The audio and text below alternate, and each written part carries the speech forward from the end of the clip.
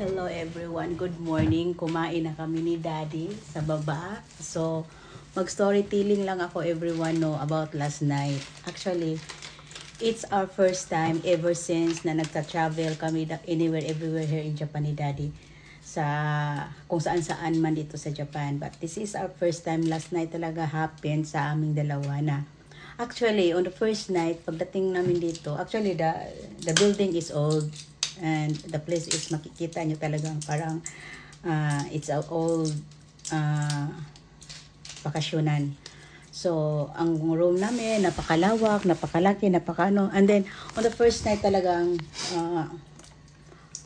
ang sarap ng tulog ko. As in, ang sarap ng tulog ko. Wala akong maramdaman na something or ano.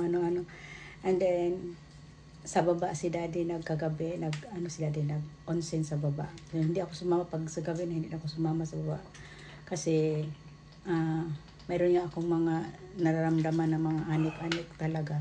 Some places in this building, no. So sabi ko naligo na kasi ako early in the hapon, naligo na kami ulit, naligo ulit si Daddy sa gabi after namin kumain ng dinner. So yun, nag-intay ako kay Daddy, nanood ako ng live ni Kireo TD. So, nag-watch ako ng live ni Kireo TD habang si Daddy ay naligo sa baba. So, pagbalik ni Daddy, naka-live pa rin si Kireo TD dahil ang tagal matapos talaga ni Kireo TD. I think, pag nag-live siya, almost 2 hours, parang ganun, or 2 hours sobra. So, si Daddy, dumating na si Daddy, nagchika-chika na kami ni Daddy, and then, usap-usap kami ni Daddy habang I'm watching the Kireo TD live, no? So, and then si Daddy, nakaupo si Daddy dito in this chair dyan. Ako doon, ako higa-higa sa putong nanood ng live. So, dyan si Daddy. And then, ang cellphone ni Daddy nakapatong doon sa rep. So, si Daddy dito pala, si Daddy nakaupo. So, ako nandun, and then yung cellphone na din naka-charge doon. So, biglang may boses na, alam nyo, parang nag-alarm ng it's just like, jising, parang ganon. Ni Daddy ni, nangka koi dita to kini, nangka sugoy o kini, nanto ka, jising, mitay kanji ni, alarm mitay ni. Di mo, only one words lang talaga narinig naman Daddy, hi, parang ganon, hi, na, ang laki talaga ng boses na, parang alarm ng cellphone, isang words lang, hi. Tapos, nagtinginan kami Daddy, tapos, sabay kami Daddy na tumingin sa kanyang cellphone dahil ang akala ko nag-alarm yung cellphone ni Daddy, din ang akala ni Daddy na baka may tsunami nag-alarm kasi malapit nga kami sa dagat. Pero isang word na, so tinitingnan ni Daddy yung cellphone niya. So pagtingin ni Daddy, there's no messages, there's nothing alarm. So wala talaga. Ako din habang nanood ako ni Kireo TD, walang alarm, there's nothing. So nagtinginan kami ni Daddy. Sabi ko, ano yun, Daddy? Sabi niya, wala, tingnan mo, walang misis, wala. So, anong boses yun? Sino yun? Sabi ni Daddy, hindi ko alam.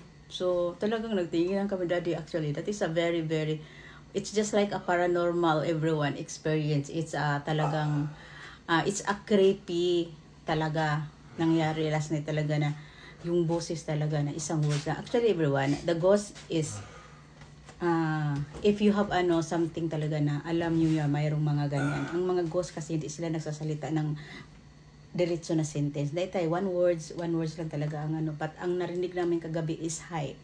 Siguro, welcome lang. Sabi ko kay Daddy kagabi, haladi yung ghost sa baba di sumama sa'yo kasi si Daddy kagabi, nag-uforo siya sa baba. Tabon, unano ko bakit? Unano ko dayo, dati ko'y kinuha, unano ko da kara. Tabon Daddy no ko to kinita dyan ay no? Dami dayo. Tokyo madi ka na. Di issue dami dayo. So, hajimite da kara ne. Sugo ko hajimite da kara ne. Ang dami namin nastihan ni Daddy here in Japan na more creepier than this building. But wala akong nakita, wala kaming narinig. It's our first time here. No? Kasi everyone, madali ako makaramdam everyone. Hindi man ako nakakita ng mga something pero naramdaman ko talaga at something talaga. Ewan ko, mayroon talagang taong ganyan na talagang makaramdam ka ng mga something anik-anik. But last night talaga, yung boses talaga na talagang nag-echo talaga sa loob ng kwarto. Parang, hi! Parang ganun. Gulat kami raw ni Daddy. But that is the story of last night. And this morning, kumain kami ng breakfast ni Daddy. And then, yeah. Thank you so much for the days. And uwi na kami. It's our summer vacations with Daddy. No? Parang gusto kong sabuyan si Daddy ng asin, actually. Before kami uuwi. Dahil alam ko naman siya lang naman talaga ang nag-ghosted. No? Dahil ako lang naman talaga mag-isa dito pag naligo siya sa baba at night. No? Wala naman akong naramdaman na ano-ano. Tapos wala din akong sabi ko kagabi gustong managinip po ano ang history ng room na to or anong history ng building na to or this place. Wala talaga akong mapanaginipan, everyone. Wala talaga, as in wala. They never shared me their story. But that's our, maybe wini-welcome lang talaga lang kami. Natuwa lang siguro siya sa ganda ko o char. No?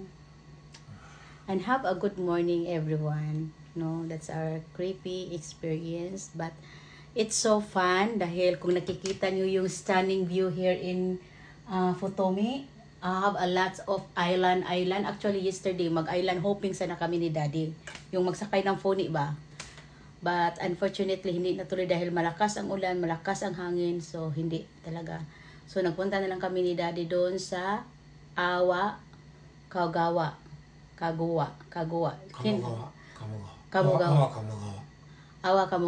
So, nagpunta kami Daddy sa iyon, nag-shopping kami doon ng mga pasalubong. So, yun. Yun lang. Ni Daddy, ne? And then, nagpunta kami, mayroong jinja doon na it's old jinja. Nagpunta kami doon ni Daddy. So, dumaan kami doon. So, that's the story for this holiday vacation. But, talagang ang saya. Ang sarap ng foods. The foods is all uishikata. The seafoods, uishikata. It's seafoods here because malapit sila sa dagat. So, marami silang mga isda. No? So, sashimi. So, the foods is so delicious. No? So that's the creepiest story that we've experienced here. And it's our first time talaga na napakinggan namin yung words na, hi, gano'n. Para siyang basta nagulat kami ni Daddy. Akala namin kung sino. No? But it's nothing. Bye everyone, Daddy. Bye everyone.